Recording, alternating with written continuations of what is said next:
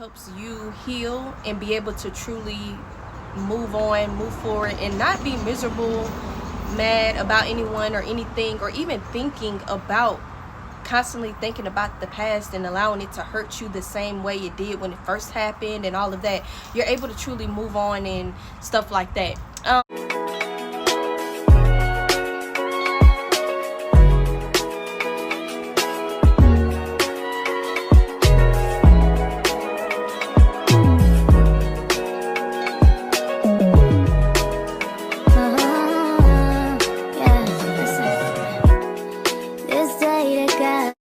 Okay, y'all, so I just woke up. Y'all might can kind of tell in this video. I hope it's not too loud out here. I decided to sit outside and just do something a little different. But as y'all can tell by the title, that this video is about being a Christian girl talk, secular music, and just basically transitioning from being worldly to a Christian, being a Christian woman, becoming a Christian girl, just all of the things that entail those type of things, Christian advice, whatever, what have you. If you haven't already, make sure you subscribe to my channel, and let's go ahead and get into this Christian girl talk. So the first thing that I want to start off talking about is my faith journey and pretty much how I chose and became a Christian and to really accept God. Well, first and foremost, I am and have been raised Seventh-day Adventist, actually, and we were in church faithfully every Sabbath, every Sabbath Saturday, and for years. But then once I became about 12 years old or so, that's when I started to slowly pull away from church, God, and just that whole walk of faith. And my mom wasn't making me go to church anymore, and at that point I didn't care to go. There was so much things that I didn't really understand and know or didn't even care about. At that point I just wanted to be with friends and just be hanging out and stuff like that. Yes, even at 12, I used to just be standing out at friends' house, or just always outside playing and stuff like that. And it was just boring to me. I just didn't understand it. It was just boring. So we still was going to church, just not every Sabbath, every, it wasn't consistent. I was pretty much going with my grandmom too at that time. Me and my cousins and stuff like that. And then once I became a teenager, I just completely stopped going to church. And then by the time I was like in my early 20s, I still wasn't going to church. It wasn't until my mid-20s when I started coming back to Christ and really getting into the whole church thing and reading my Bible for myself, understanding it and all that. Because for years, even on my own, even back when I was a teenager, there was a point in time in my life where I would try to understand the Bible on my own and still couldn't. So once I became in my mid-20s, I started praying and asking God to really give me wisdom, knowledge, and understanding of His true word, which is something that my mom always taught us to pray about. And the more I, opened my Bible and still attempted to understand and read the Bible for myself, and kept on asking for that prayer, kept on praying that prayer, God gave me that wisdom, knowledge, and understanding of His word. And I just started understanding stuff, getting closer to God. Plus, we have our Sabbath school lessons that we read off of. I'll probably insert a picture or something like that. But we have our Sabbath school lessons, and when we read from our Sabbath school lessons, that is definitely a big help. Like, we have Sabbath school lessons for the adults, for the teenagers, for the kids, and even for the babies. They get their own Sabbath school lesson as well. And it just it's good for each age group. And so I started reading my Sabbath school lessons some more too as well. And then also in my 20s, I had started going through a whole lot around that time. I started going through a lot. It was a very bad and dark time for me. I'll say it started back when I was 21, 22. Yeah, 21, 22 is when it started. And that's when I was going through a very bad time. And I came to Christ, going to church faithfully and all of that on my own. And then I kind of slipped away, kind of, sort of, I did. And then I went back to being faithful to him and stuff like that, I'll say when I was about 27, 28. And I've been consistent and faithful unto him since, because I did always tell God, like, I really want to be consistent with you. Like, consistency has always been like an issue of mine, and I kept telling God how I wanted to be consistent with him, be faithful and all this other stuff. And I've been able to be consistent since I was like 27, and I'll be 32 next month actually. And God definitely answered my prayers. He knew what needed to take place to get my behind to sit down and be consistent with him. It's unfortunate that I had to go through what I went through to be consistent with God, but it's still a blessing at the end of the day, and I'm not mad at God. I don't blame him for anything, even though it was some things bad had to take place for me to really get there and get consistent. I still don't blame him. Ain't nobody tell God did not tell me to do what I was doing, and you know, all those type of things. When we sin, we definitely have consequences, and it's not God's fault that we didn't listen when he told us what to do and what not to do. We just don't be abiding by what that Bible say.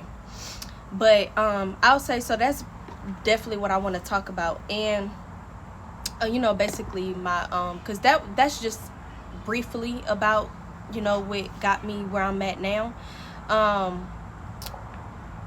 Because what else I want to talk about is the fact that it's not easy, especially when it's hard when you weren't taught certain things, or you was taught the wrong way, and now you have to unlearn those ways to relearn the right way.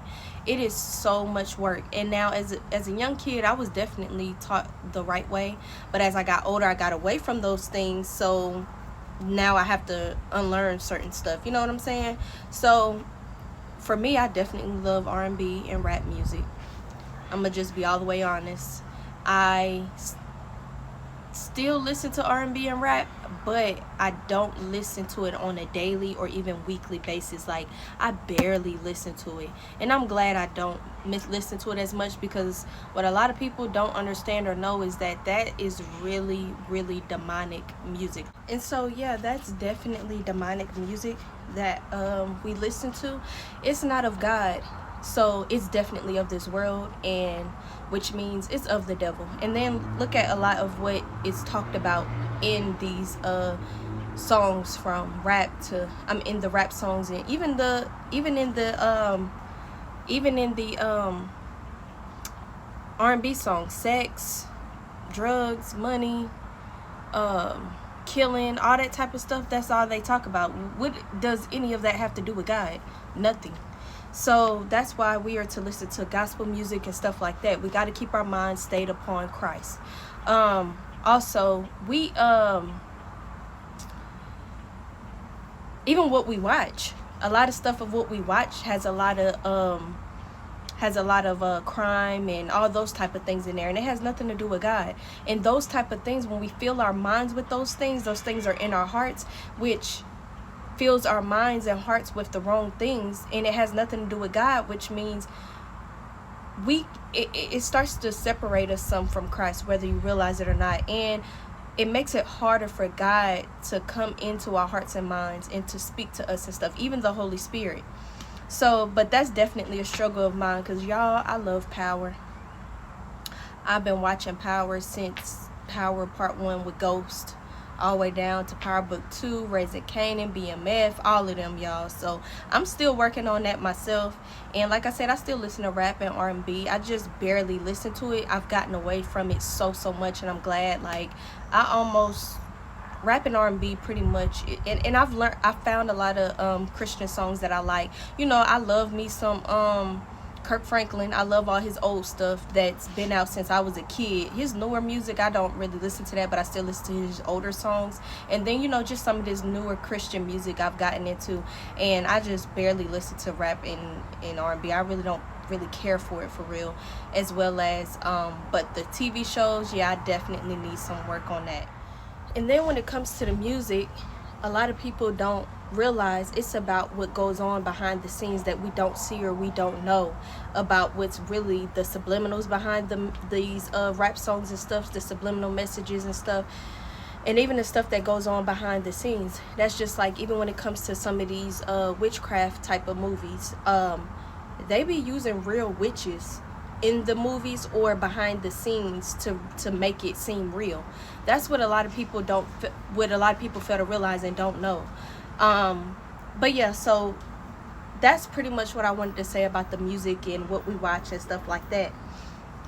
Another thing that I want to talk about is, okay, so I wanted to talk about like having Christian values.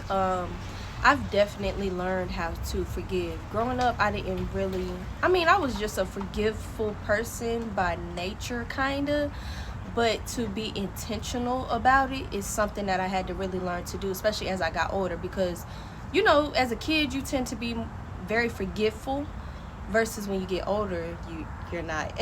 So, and my mom used to always be like, I ain't forgiving nobody, I hold a grudge for the rest of my life and stuff like that. So I always thought that's how you was supposed to be, and I wasn't like that. And I'm thinking, why can't I stay mad, or you know, whatever the case may be. But as I got older, I did my own research and realized, like, we're not supposed to hold grudges, we're supposed to forgive. And I'm more intentional about that, and I actually try to do that, and I actually have gotten better at it. Just like God says to pray for your enemies. Y'all, I used to think to myself, like, I'm not praying for my enemies, like, I don't care what happened to them. But I started doing it just because God says to do so, and the more I've done it, the easier it has become. And being forgiveful, praying for your enemies and all that, it really helps you heal and be able to truly move on, move forward, and not be miserable, mad about anyone or anything, or even constantly thinking about the past and allowing it to hurt you the same way it did when it first happened and all of that. You're able to truly move on and stuff like that.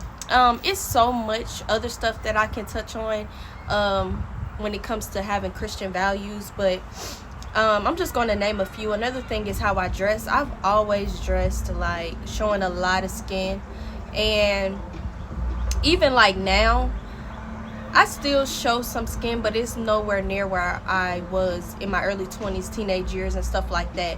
And I've just been trying to get away from showing so much skin and stuff like that, because I need you to see me because you see me, not because I'm showing a bunch of skin and all this other stuff. You know what I'm saying?